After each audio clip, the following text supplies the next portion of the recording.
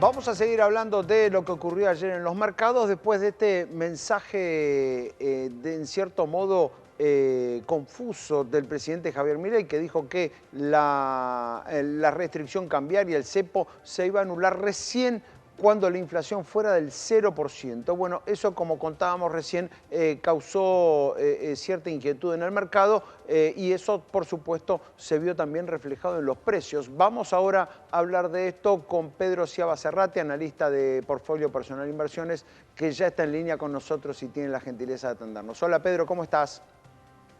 ¿Qué tal, Fernando? ¿Cómo estás? Bueno, ¿qué pasó ayer en el mercado después de este mensaje tan particular del presidente que parecía decir, miren que mientras no tengamos inflación cero va a seguir el cepo? ¿Qué interpretó el mercado y qué finalmente se entiende que dijo el presidente? Es una buena pregunta. El mercado, la verdad que me parece que se mantuvo un poco ajeno. Obviamente es un tema importante, es un símbolo que el Ujú. presidente haya ido al NICE, haya abierto la rueda. El mensaje que dio, obviamente, va en línea a todo lo que nos tiene acostumbrados, básicamente con un fuerte ímpetu en el tema del ancla fiscal, que es parte importante, si uno quiere, es la columna vertebral del plan económico del equipo de gobierno. Sí, lo que vos decís, el mercado se focalizó en las declaraciones que hizo sobre el frente cambiario, que es el elefante en la sala, es la idea de Ujú. decir, ojo con este esquema, con la idea de preferir no salir del cepo para evitar quizás un pass-through más elevado de Ujú. lo que se podría llegar a esperar y una ruptura del sendero de desinflación. Eso eventualmente te puede deteriorar la cuenta corriente y en base al esquema actual, si uno dejara todo constante, puede significar que vos incluso llegues a un momento en el tiempo más adelante con un menor nivel de reservas netas, ¿no? Obviamente que pueden pasar un montón de cosas en el medio, justamente el mercado lo que lee en las diferentes menciones que van dando los diferentes oficiales del gobierno es si justamente el gobierno está jugando un poco al póker, el gobierno no puede decir ni cuándo ni cómo va a ser Ujú. eventualmente la normalización cambiaria, y entonces se aprovecha cada mensaje que aparece, cada señal, para ver si se agrega una nueva información. Lo que dijo el presidente no es algo nuevo, sí lo aclaró o por lo menos lo mencionó de una forma diferente Ujú. respecto a otras oportunidades.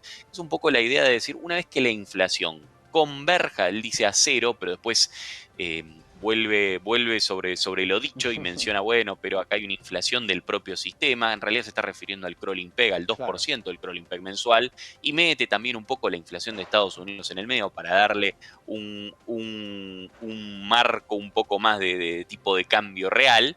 Y ahí es donde menciona, bueno, cuando la diferencia entre el ritmo de inflación actual y después habla del 2,5, en realidad Sí. está haciendo medio una transformación del crawling peg más la inflación mensual de Estados Unidos. Dice, cuando se termine ese spread, cuando se achique completamente esa brecha, vamos a estar en condiciones de liberar el cepo. Bien, Obviamente, que no claramente eso aclara no ni qué sería un tipo de cero, inflación, sí. no sería, Pedro, un 0% nominal de inflación, sino sería la No, no, desaparición claro. de ese crawling peg. A ver, sería claramente Ujú. converger el nivel de inflación Claro. que, te repito, no está claro ni está hablando de la inflación general, se está Ujú. hablando de la inflación core, Claro. lo cual no es poca cosa cuando estamos en medio de diferentes Ujú. correcciones de precios relativos que Sí. afectan a la general, pero capaz no afectan a la core, a la núcleo, ¿no? La que saca Claro. todo lo que es regulado, estacional, etcétera. Con lo cual, bueno, eso no es poca cosa, obviamente es un poco confuso si querés el mensaje, Ujú. pero la línea es justamente cuando esa inflación empiece a converger al ritmo de evaluación, bueno, supuestamente van a estar las condiciones para liberar el cepo. Bien, ahora, ¿el mercado ya de algún modo asimiló que esa salida del cepo, que la eventual unificación del tipo de cambio no solo no se va a dar este año, sino que es muy probable que pueda darse después de las elecciones? Ahí yo creo que hay diferentes miradas y Ujú. el mercado obviamente se mueve mucho justamente en base a estas señales, a lo que van pasando. Está claro que puede haber un deterioro de la cuenta corriente, especialmente de la de bienes en los próximos Ujú. meses, y está claro que ningún gobierno, no importa el color político, quiere devaluar antes de unas elecciones, ¿no? Nadie se quiere hacer daño en las urnas. Claro. Entonces, eso está claro, no creo que esta sea la excepción. Entonces da la sensación de que, bueno, si capaz si no son esto dentro de estos 4 meses, si no es dentro del próximo trimestre, del primer trimestre del 2025, quizás, como vos decís, tenés que aguantar hasta octubre del año que viene para Ujú. eventualmente hacer una salida del cepo y no tener el costo político.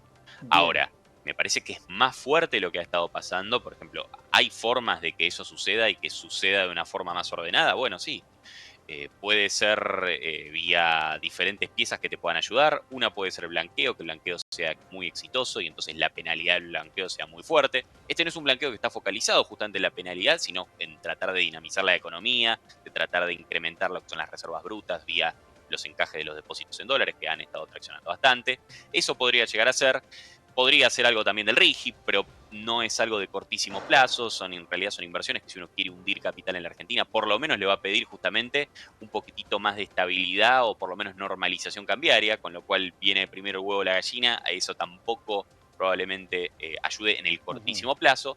Donde sí puede haber novedades positivas es con un nuevo programa eventualmente con el FMI, que hoy en día me parece que están por lo menos en diferentes páginas respecto a lo que hay que hacer, o por lo menos a las velocidades en las que hay que hacer las cosas.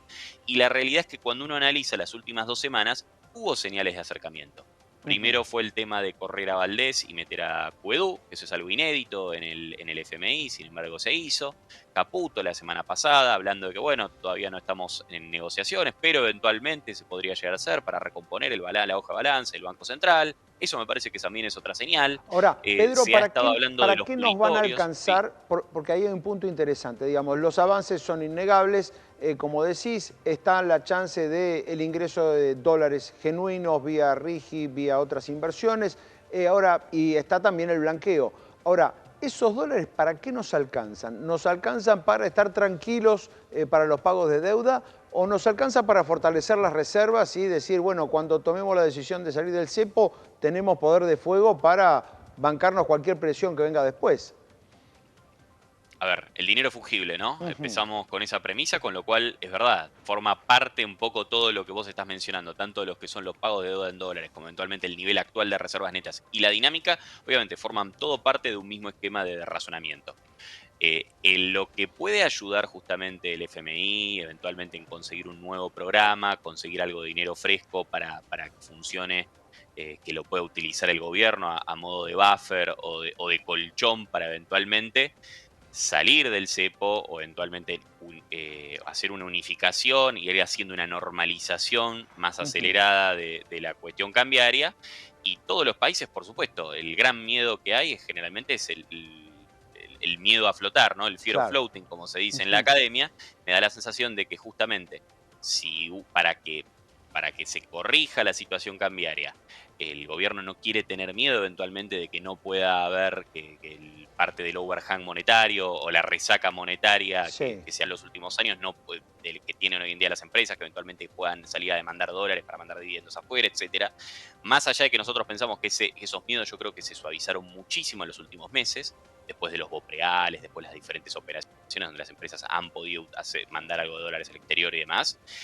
En el caso de que nos hayamos equivocado con el pronóstico, tener un nivel de Ujú. reservas netas más robusto, no como el que está hoy, que todavía siguen en terreno negativo, a uno lo ayudan a estar un poquitito más confiado y un poco más para poder soltarse eventualmente e ir para a una normalización cambiaria.